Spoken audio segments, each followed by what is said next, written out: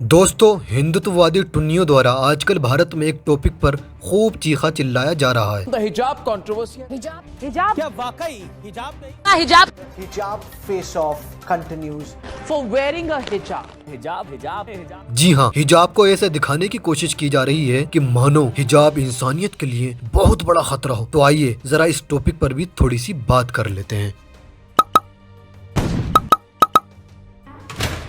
दोस्तों, 20वीं सदी के ईरानी दार्शनिक शहीद मुर्तजा मुताहरी ने कहा था, भेड़िए अगर बकरी की आजादी की मांग करें तो भेड़ियों को बकरियों से हमदर्दी नहीं होती है, बल्कि वे तो बस अपने खाने का इंतजाम करना चाहते हैं। ठीक इसी तरह अगर हवस परस्त, बलात्कारी, बेचारी, सेक्सिस्ट लोग लड़कियों को हिजाब से आजादी की मांग कर रहे हैं तो इसका मतलब ये नहीं है उनको लड़कियों से हमदर्दी है। दरअसल हिजाब उनकी हवस के आड़े आ रहा है। भारत की हिंदुत्ववादी पार्टी कुछ यही काम भाड़े के गुंडों से करवा रही है। लेकिन जब मुसलमान लड़कियां ही हिजाब के पक्ष में आकर खड़ी हो गईं और एहतजाज करने लगी तो उनके मकसद पर पानी फिर गया और उनके पेट में दर्द होने लगा। यही वजह है आज हम हिंदुत्ववादियों को उन्हीं की धार्मिक पुस्तकों और मजहबी मुकद्दस किताबों से एकदम नंगे सबूत दिखाने जा रहे हैं और ये साबित करेंगे कि हिजाब केवल इस्लाम का ही नहीं, हिंदू धर्म का भी एक अटूट अंग है। तो फिर शुरू करते हैं। दोस्तों, हमारे हिंदू भाइयों को अक्सर ये शिकायत रहती है कि हमने उनको ऑथेंटिक किताब से प्रूफ नहीं दिखाए, ऑथेंटिक किताब से सबूत नहीं दिखाए, इसलिए वो बार बार चीखते चिल्लाते हैं कि वेदों से सबूत दिखाओ, वेदों से सबूत दिखाओ। तो आइए हम हिजाब का सबसे पहला सबूत वेद ही से दिखाते हैं और वो भी ऋग्वेद से। आपकी स्क्रीन पर ये किताब है ऋग्वेद। हम इस ऋग्वेद के 7वें भाग के 33वें सूक्त के 19वें श्लोक से हिजाब का बिल्कुल नंगा सबूत दिखाने जा रहे हैं। दोस्तों, आपकी स्क्रीन पर ऋग्वेद मौजूद है, जरा ध्यान से देखिएगा। हमने इसको हाईलाइट कर रखा है। ये आपके सामने है हिंदी ऋग्वेद। हिंदी ऋग्वेद हमने इसको हाईलाइट किया, प्रकाशक को भी हाईलाइट कर रहे हैं। इंडिया प्रेस से छपी है, लिमिटेड प्रयाग से है।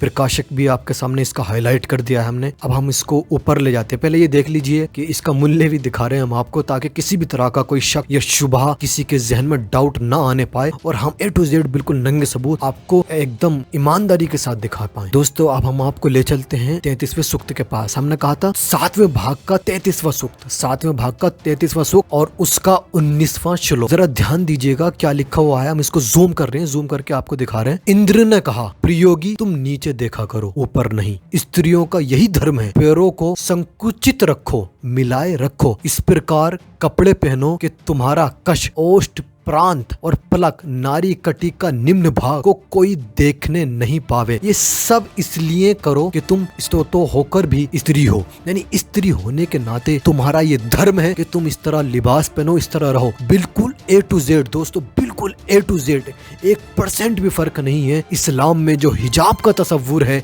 जो पर्दे का तस्वुर है, यहाँ हिजाब बयान कर दिया गया है और ये ऋग्वेद है। जरा ध्यान से आपको देख लीजिएगा। हम इसको मजीद जूम करके आपके स्क्रीन पर लगा रहे हैं। दोस्तों, वैसे तो एक यही सबूत काफी था कि जो हमने आपको ऋग्वेद से दिखाया है। हम आपको ले चलते हैं वाल्मीकि रामायण की। वाल्मीकि रामायण आपकी स्क्रीन पर मौजूद है, जरा ध्यान से देखिएगा। और इसका ये पहला बालखंड है। हम हर चीज को हाईलाइट करके आपके सामने दिखा रहे हैं ताकि किसी तरह का कोई शिकवा, कोई शिकायत, कोई डाउट आपके जहन में न रहे। ये देखिए, अनुवादक का नाम है चतुर्वेदी साहब है इसके अनुवादक, और आप इस पर ध्यान लगाइएगा। प्रकाशक कौन है इसका?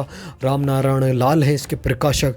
इलाहाबाद से ये छपी थी, पब्लिशर इलाहाबाद में। और अब हम आते हैं कि दूसरे कांड। इसका दूसरा कांड है वाल्मीकि रामायण का दूसरा कांड, यानी अयोध्या कांड। रामायण के दूसरे कांड यानी अयोध्या कांड के 33वें सर्ग के 8वें मंत्र की तरफ हम आपको ले चलते हैं। जरा ध्यान से देखिएगा। ये सामने आपके स्क्रीन पर अयोध्या कांड है जिसको हमने हाईलाइट किया हुआ है। ये इसका 33वां सर्ग है, 33 सर्ग इसका 33वां सर्ग है। हम इसको जूम करके आपको ये दिखा रहे हैं। ये देखिएगा 33वें सर्ग का 8वां मंत्र। इसको हम और ज्यादा जूम करेंगे ताकि किसी तरह का कोई शिकायत न रह जाए।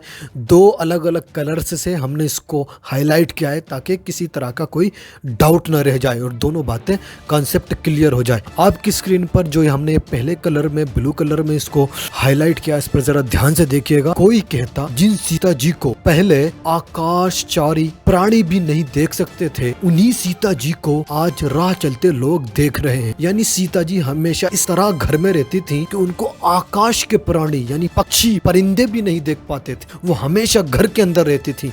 आज जब वो घर से बाहर आई है, ये सब यही कह रहे हैं कि यार इनको तो पक्षी भी नहीं देख पाते थे, आज इनको सब देख रहे हैं। तो इसका जो ट्रांसलेटर है इस मंत्र का, इस श्लोक का, 8वें श्लोक का, वो इसके नोट में क्या लिखता है जरा ध्यान दीजिएगा। नोट में लिखता है, इस कथन से स्पष्ट प्रतीत होता है कि, यानी इस मंत्र से ये साफ मालूम होता है, क्लियर हो जाता है। क्या क्लियर हो जाता है? रामायण काल में, यानी रामायण के जमाने में स्त्रियों के लिए, यानी औरतों के लिए पर्दे में रहने की प्रथा प्रचलित थी। यानी वहां पर यह कानून था कि औरतें, खवातीन, स्त्रियां, नारियां हमेशा पर्दे में रहें। ये खुद ट्रांसलेटर अलग से नोट लगा के इस बात को यहां लिख रहा है। मुझे उम्मीद है ये सबूत इतना ज्यादा वाज़ेह, रोशन और आश्कार और क्लियर है कि कोई भी इसको मना नहीं करेगा। अब हम आपके पास तीसरे सबूत दिखाते हैं। दोस्तों, हिंदू धर्म में पर्दा प्रथा यानी हिजाब का तीसरा सबूत दिखा रहे हैं। ये देखिए आपकी स्क्रीन पर वाल्मीकि रामायण का युद्ध कांड है। इस युद्ध कांड में आप जरा ध्यान से लगाइएगा, इसके अनुवादक कौन है इसको हमने हाईलाइट कर दिया है ताकि किसी भी तरह का कोई शक, कोई डाउट न रहे, कोई एतराज न करने पाए। हम चाहते हैं कि कॉन्सेप्ट बिल्कुल क्लियर हो जाए। प्रकाशक का भी नाम आपको दिखा रहे हैं, हाईलाइट कर रहे हैं, और ये भी दिखा रहे हैं कि किस समय ये छपी थी। इसका ट्रांसलेटर भी दिखाया। हम आपको इस युद्ध कांड के 111वें सर्ग की तरफ ले चलते हैं। अब हम आते हैं आगे। इस युद्ध कांड के 111वें सर्ग के, यानी 1216 पेज पर है युद्ध कांड, 111वें सर्ग के 62वें मंत्र, 62वें श्लोक पर ध्यान से देखिएगा, आपका कॉन्सेप्ट क्लियर हो जाएगा, बिल्कुल क्लियर हो जाएगा। इसमें भी हम लाजवाब सबूत दिखाने वाले हैं कि क़यामत तक कोई भी टुन्नी इसका जवाब नहीं ला सकता। ये देखिए 62वां है, इसका श्लोक मंत्र है, इसको हमने हाईलाइट कर दिया है। शिवामी, जरा ध्यान से पढ़िएगा। है शिवामी, मैं घूंघट काढ़े बिना नगर के फाटक से निकलकर पांव प्यादे यहाँ चली आई हूँ, सो तुम इसके लिए मुझसे क्रोध क्यों नहीं होते? क्या कह रही है शिवामी, है शिवामी, है शिवामी, मैं बगैर घूंघट के बाहर आ गई हूँ यहाँ पर, और आप मुझसे नाराज नहीं होते, क्रोध नहीं होते? मैं बगैर घूंघट के यहाँ पर आ गई हूँ।